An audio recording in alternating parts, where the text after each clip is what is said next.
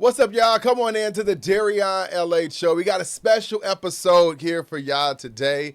Listen, pretty sure you probably went to my Instagram page, Facebook page. You would see it was maybe August of last year. Yeah. I got baptized because I just was at a point in my life where it just felt right and it felt like the right time. But actually around that period of time too, my barber was going through a transformation of himself. And we always want to sit down and talk about it. So I got him here with me. I got Brandon Harris here with me. Let's go. To just talk about it. Mr. B. Krispy himself. Yes, sir. Man, so listen, because we were actually going through this process literally not together. But we were doing it at the same time. But it was at the same time. And didn't even know. it. I took my shahada and then I've seen you getting baptized. I'm like, oh, look at this.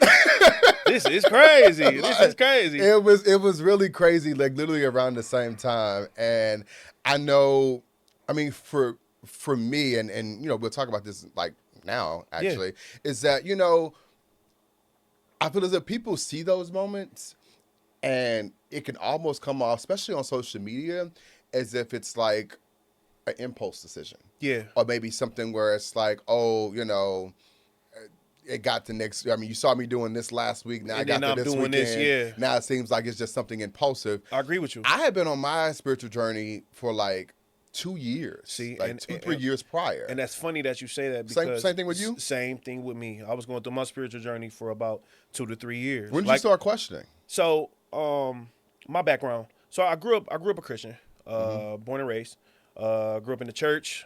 Going to church Wednesday through Sunday, usher board, choir, male chorus. Yeah. I did it all. So growing up a Christian, you know, I wouldn't necessarily say I was forced, but my mom, you know, she actually like, y'all want to get baptized? I'm like, yeah. I was about 12 years old. So I got baptized the first time when I was 12 years old.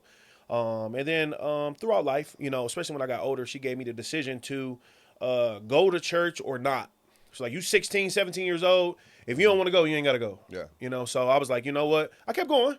But then when I got to college, it kind of changed up for me. Like all of us. And, you know, I started getting into the world. You know, I started getting into the world. And as I got older, married, had kids, I'm like, I want to get back into my spirituality. So I started going to church again. Yeah. And by this time, the church changed completely for me. It's way more modern. It's way more... you know, choirs anymore. They have praise teams, which I do not agree with. Yeah.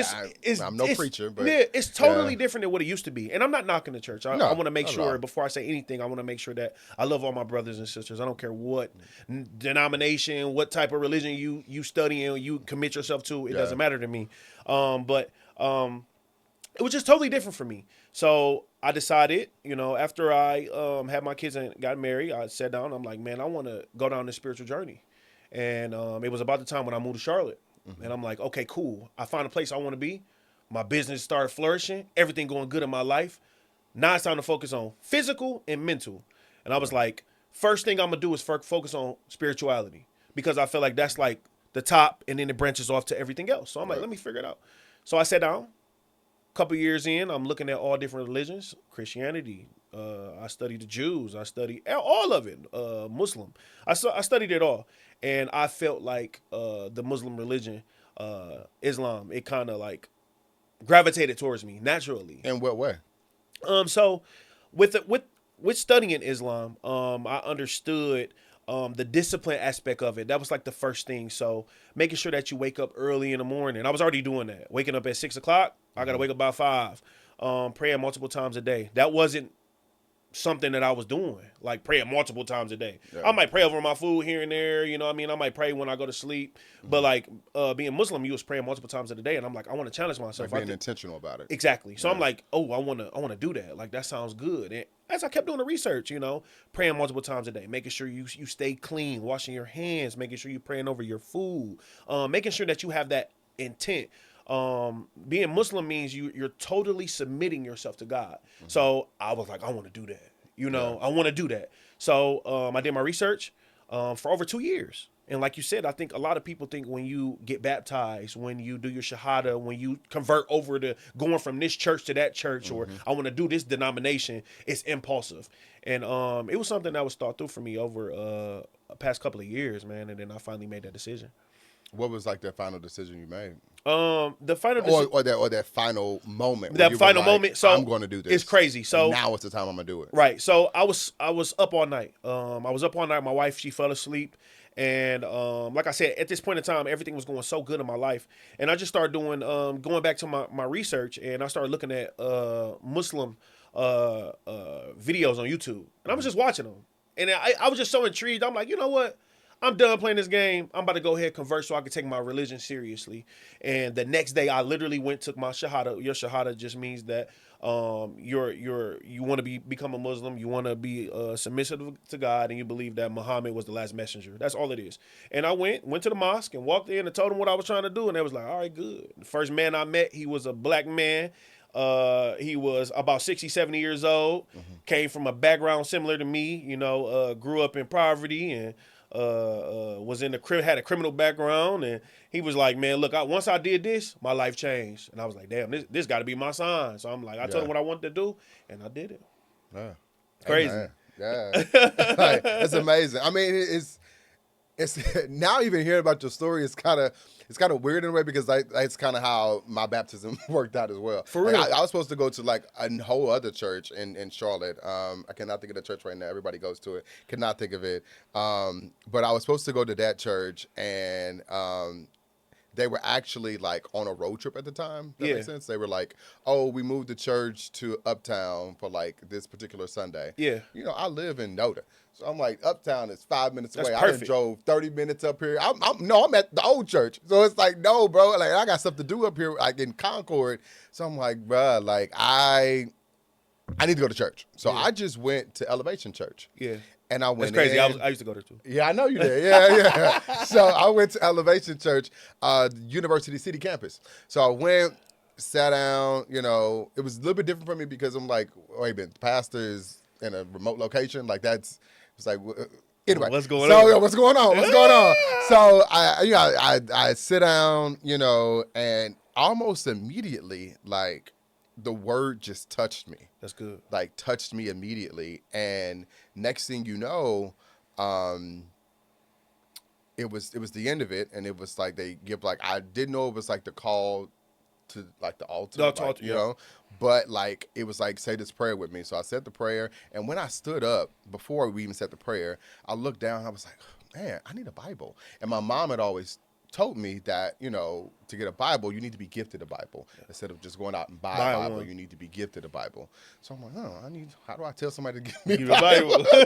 So literally stood up, said the prayer, and he was like, if you felt that prayer, just raise your hand afterwards. And it was a really good prayer. I raised my hand, and I opened my eyes literally, and a Bible was in front of my face. Like when you do the call to the altar, like they give you an orange Bible, and bam, it was right in my face, just like that. So it's like, how do I question this moment? Yeah. When that just lined up just like that, and then that message touched me just like it did, and then they were up there, and there was like, we're also doing baptisms, and a few Sundays, and I was just like, do it. Yeah. You've been toying around with it, kind of like you've been toying around with it. Let me see. I've been, testing the faith. Let me see if I can do this. Yeah. So I'm a testing God in a way. You know what I mean? Like, I'm gonna pray on this. I'm gonna see what you do with it. See if it happens. Then I'll start believing. And just like, you know what? Let me take me out of it and just do it. Yeah. Because what do I have to lose at this moment with learning more and getting closer to God? Yeah. So it just crazy how those two stories really just mesh together. My question for you, though, because I know within like your situation, of course, you're married. You have 3 kids. Yeah. From my understanding, you didn't convert them over to Muslim as well, right? Right. Or have they now converted? No. That's a great question. So when I first went into it, obviously I did my research. So I knew I was married, and then I knew I had kids. Yeah. So, and on top of that, I'm married to a white woman. So like, there's a difference from being Muslim, Sunni Muslim, and there's a difference from being like a part of the Nation of Islam. The Nation of Islam is like pro-black. So they might look at me dating a white woman a little different. Yeah. But like a true Muslim, they're not looking at it like that. You know what I mean? So in Islam, as a woman, if you're Muslim, you should marry a Muslim man. But as a man, you can marry a woman that's a part of any. She can be a Christian. She can be whatever.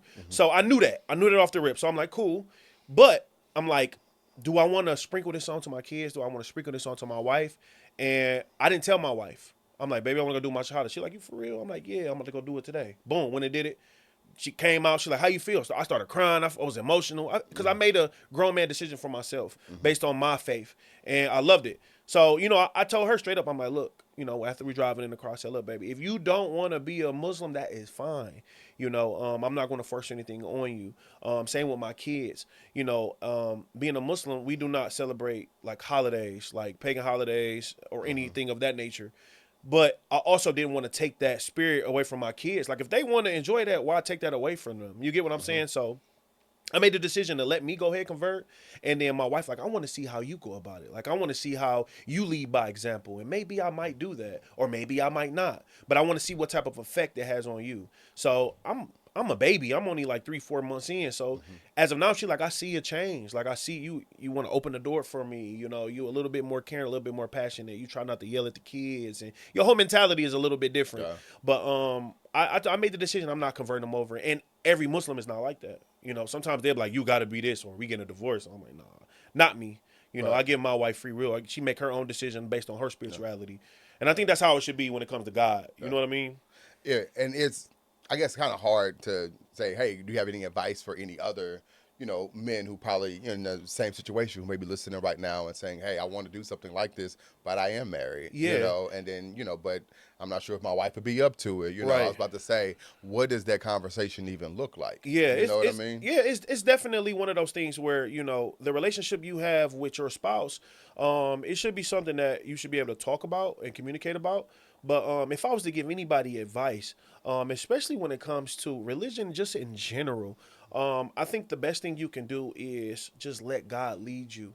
And whatever book you read, if it's the Quran, if it's the Torah, if it's the Bible, make sure that you pay attention to your word and stay strong to that and use that as your foundation. And I think God will always lead you in the right direction where you need to be and how you need to have those conversations. Mm-hmm.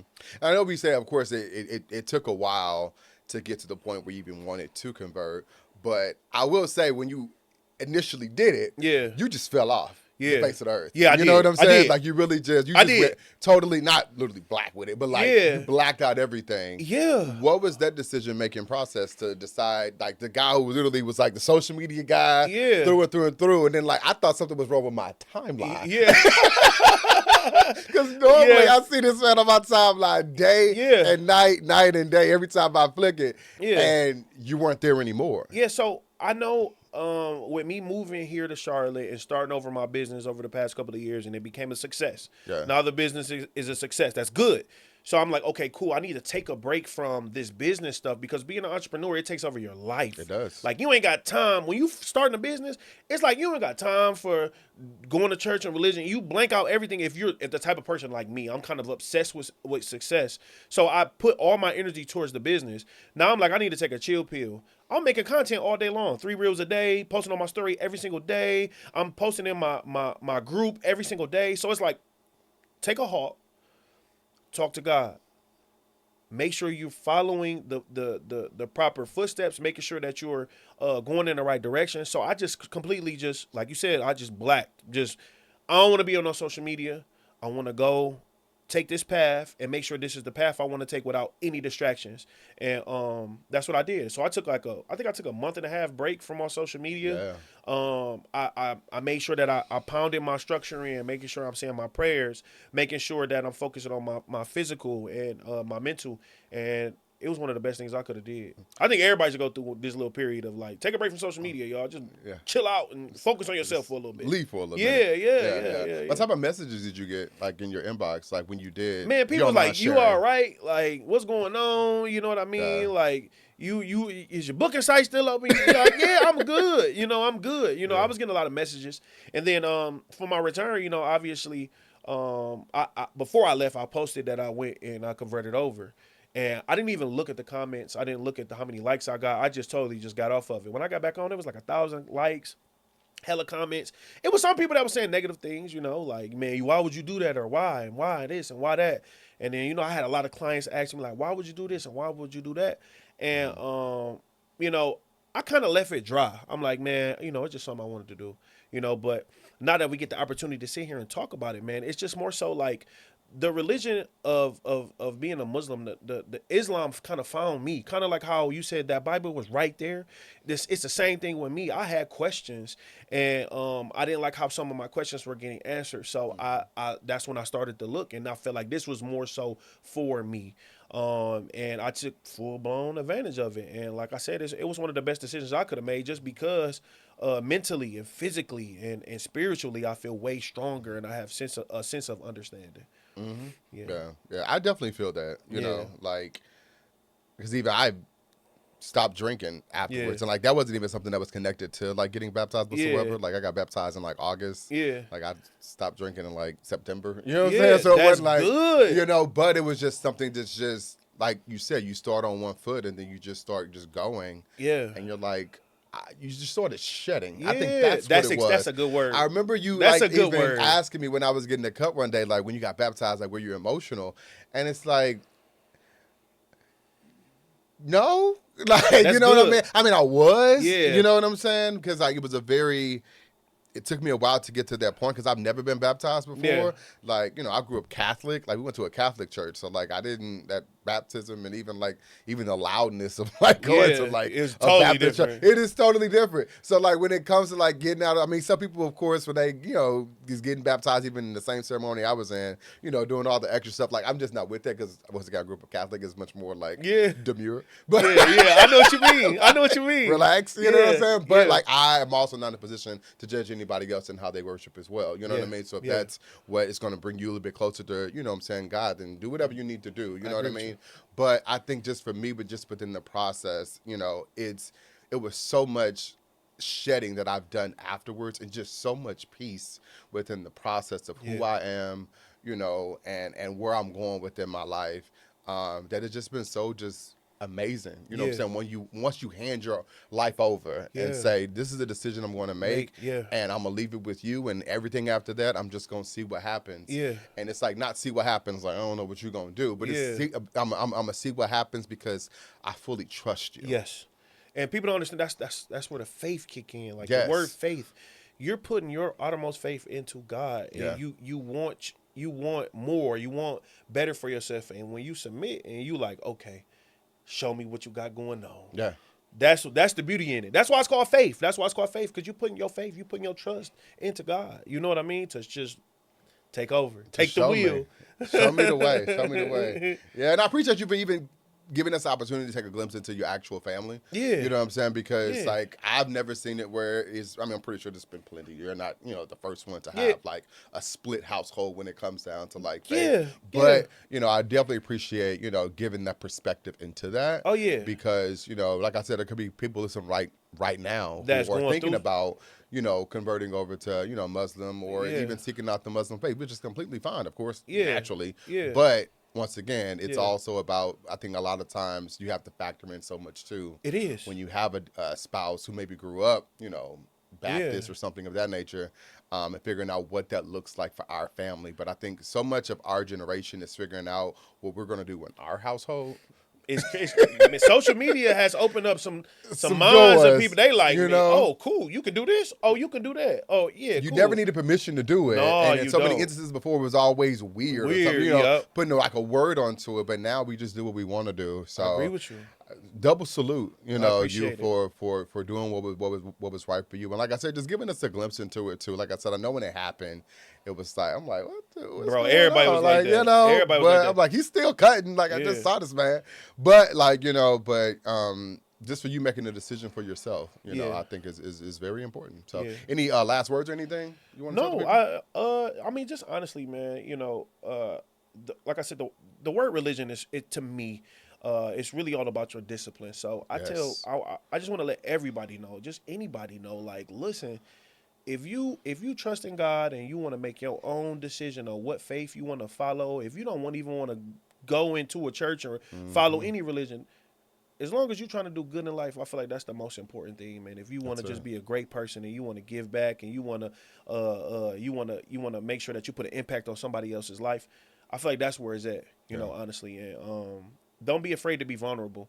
I feel like as black men, we have an issue with being vulnerable, just kind of the way we were raised. And I feel like vulnerability at this day and age and this time for me in my life, being 30 years old, and I'm about to be 32 next month, this is the most vulnerable times I've ever had in my life. And I try to push it on my content too, like being extremely authentic. Yeah. You know, I think you need to be vulnerable. And I think sometimes you need to sit down, focus on your mental health, get counseling. Don't be afraid to get counseling. It's okay to take some meds if you need some meds. But get right from a mental standpoint. I think it's very important, especially for all black men. Yeah. And step into prayer. Yeah. You need to prayer. Yeah. Like we said before, it's not something where it's like I got to pray over my food. God is good. God is great. But literally just having a moment throughout your day where you just stop, pause, pray, thank God, thank Allah, thank you know, whoever you look up to, or whoever you praise, and start there, and finish there, and that's how you do it. Thanks so much for stopping by, man, to give us that glimpse. Be Krispy, yes sir, in the building himself. Thank you so much, brother, and thank y'all for joining us here on the Darion LH Show. We'll be back here right next week with more of the show on Apple Podcasts, Spotify, and also YouTube.